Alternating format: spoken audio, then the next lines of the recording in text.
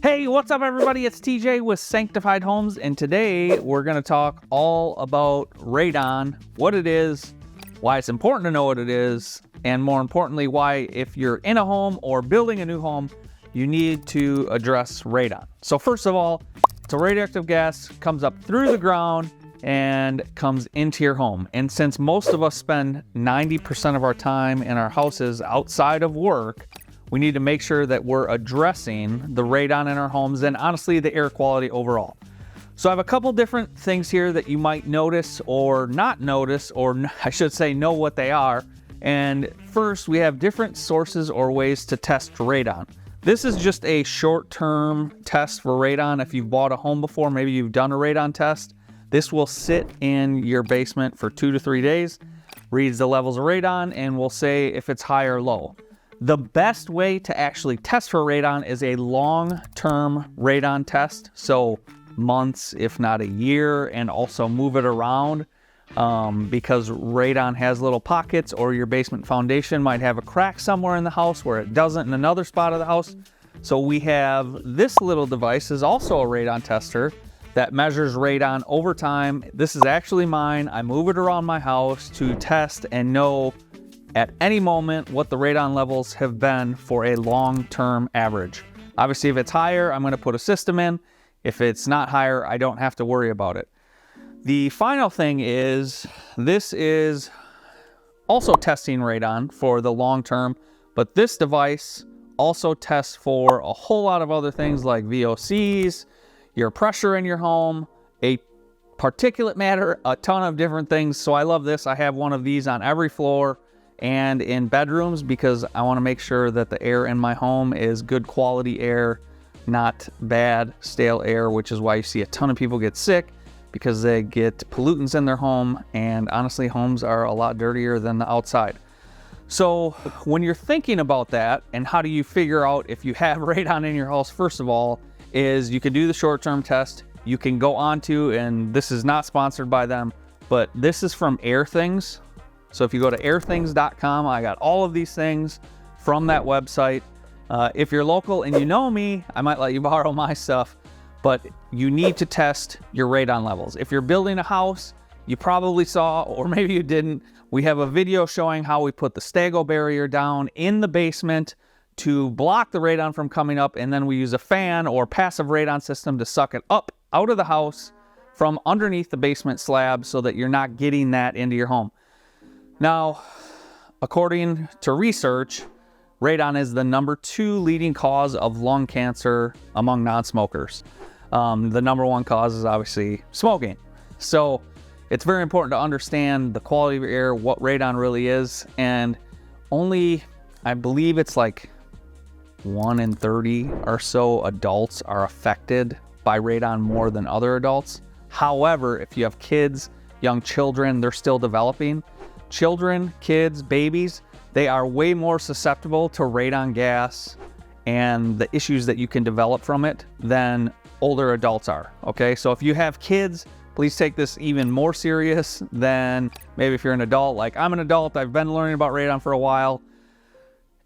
It's more important for kids because it can harm them. And actually, according to some research from radonmap.com, children are more sensitive and they end up weighing less, they breathe faster, so they're sucking in more air, so they're bringing more radon into their system. So we want to make sure that we're honestly taking care of our kids. So again, if you have kids, grandchildren, make sure you're bringing this stuff up. Share the video with them. Radon is important. It's important to address it. And what happens if your radon levels are high? But if you're over 4, that's considered like smoking 8 cigarettes a day. So test your house. Ideally a long-term test. You could put a test in there for 2 days. It could read low, but your long-term test might be 10.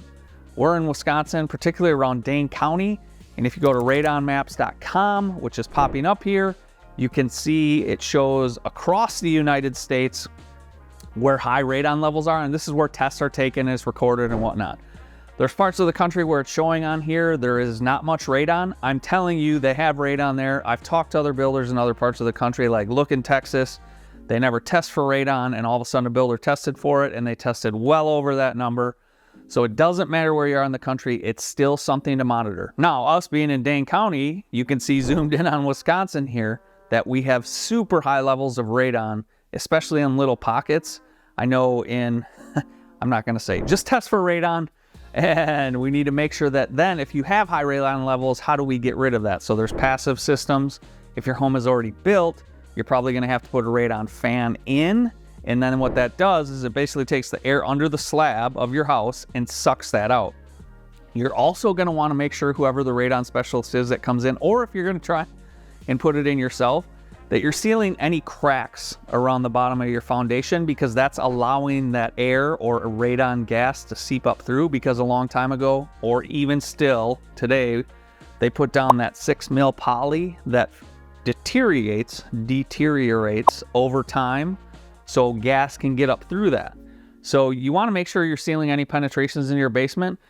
The point of the video is test for radon. If you're building a home, make sure you're addressing radon up front. We don't need you to later on go and find out that you need to put a radon system in, bust holes in your concrete, stuff like that. We have done, or there will be videos out detailing exactly how we put, it's a Stego vapor barrier down, it's a thicker mil poly than anyone else is using. So mil is how thick that plastic is, and then how you have to tape the seams, how you have to tape around the vent pipes, all kinds of stuff like that.